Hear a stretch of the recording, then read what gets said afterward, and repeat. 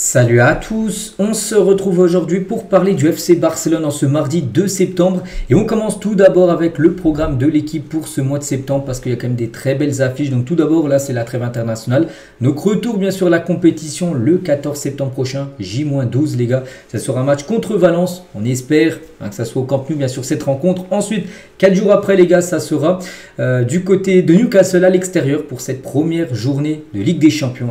Déplacement très compliqué bien sûr. Ensuite il y aura Retafe à domicile, il y aura un déplacement au Real Oviedo et ensuite la réception de la Real Sociedad. Donc voilà les 5 affiches au programme. Puis n'oubliez pas que quelques jours après il y aura la réception du Paris Saint-Germain. Donc là ça sera début octobre, mais là c'est seulement sur les matchs bien sûr du mois de septembre.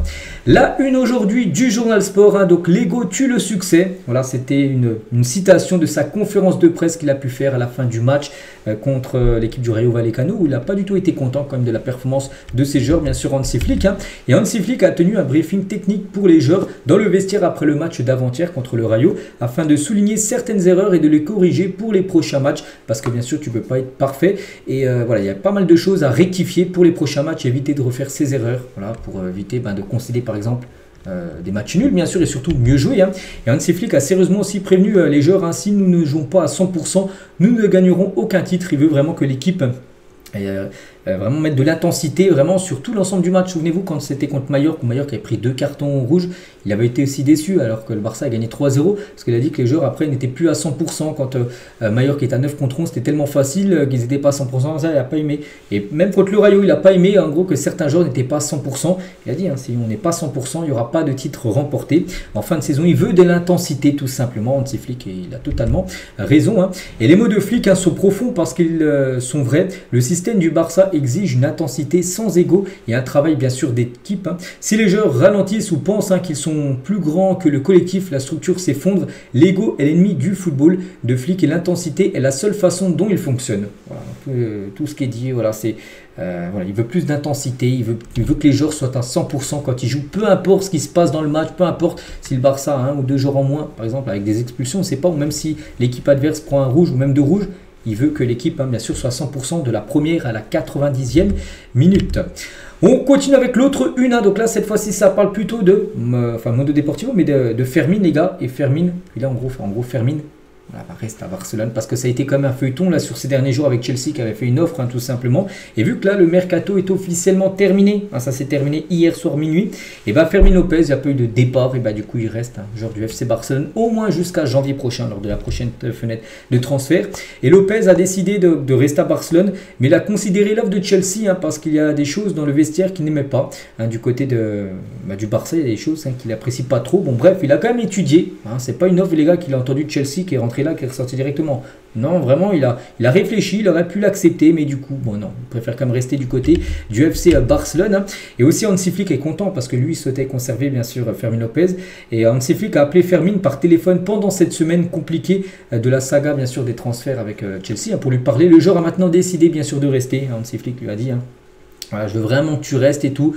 Donc, ça a aussi peut-être mis un poids dans la balance, bien sûr, par rapport à Fermin de vouloir rester du côté du FC Barcelone. Donc maintenant, on espère qu'il joue parce que là, s'il fait, on va dire, une mi-saison, donc jusqu'à janvier, jusqu'à la prochaine fenêtre de transfert, où il joue très peu, et peut-être là, il pourra reconsidérer si notre offre arrive en janvier, peut-être de vouloir partir parce que après avoir mis non à Chelsea, donc là maintenant il souhaite avoir du temps de jeu, bien sûr. Fermin Lopez, et peut-être il lui a garanti ça, peut-être au téléphone, on ne sait pas, on ne sait Flick. Bref, on va parler de toute autre chose, on va parler des joueurs du Barça en sélection, il y en a plein. Quand on joue la sélection en Espagne, il y en a plein. Et là, Yamal est arrivé tout sourire du côté du rassemblement, bien sûr, de l'Espagne, comme Daniel Mo qui est arrivé, bien sûr, avec l'équipe nationale espagnole, mais aussi Pedri, il y a aussi Cubarsí, il y a tous ces joueurs-là. Donc Gavi, n'oubliez pas, est forfait, bien sûr, pour cette sélection espagnole pour les 2 prochains matchs. Tiens, Lewandowski, lui, qui est arrivé en Pologne, il a été interviewé. Tiens, attendez-vous à un début de saison difficile comme la saison dernière. Nous devons être prêts pour cela. Je préfère me concentrer sur la qualité plutôt que sur la quantité, donc nous allons en discuter. Voilà, voilà ce qu'il a pu dire à Lewandowski. Et aussi mon manque de minutes au Barça, parce que sur ce début de saison, il ne joue pas non plus tous les matchs. Après, il était blessé. Il a loupé déjà les 2 premiers matchs. Ne nous y trompons pas, j'ai été blessé pendant 2 semaines. hein. Mais la saison ne fait que commencer et elle est très longue. Donc voilà, pour lui, il n'y a aucune inquiétude, bien sûr, par rapport à son temps de jeu.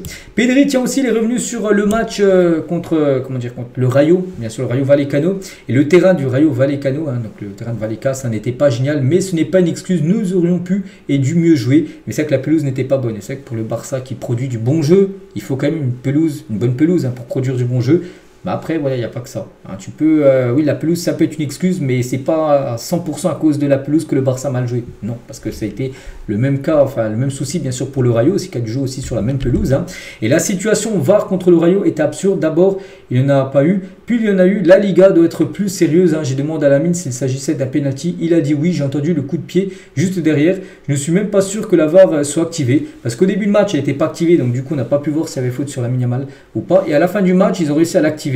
Voilà, il a dit, il faut que la Liga soit plus sérieuse, il faut que un truc comme ça, il faut que la VAR marche hein, dès le début du match. Hein. C'est pas possible, les gars, qu'elle marche 20 minutes dans le match. Non, donc voilà en gros ce qu'il a pu penser de tout ça. Pedri, il a totalement raison.